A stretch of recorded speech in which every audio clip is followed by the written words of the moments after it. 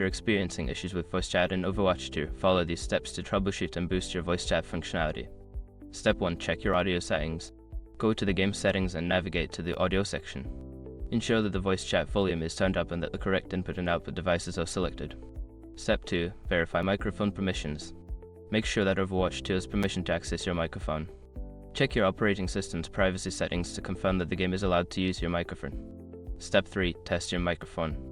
Use a different application, such as a voice recorder or another game, to test if your microphone is working properly.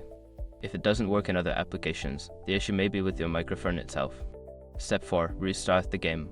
Sometimes, simply restarting Overwatch 2 can resolve temporary glitches.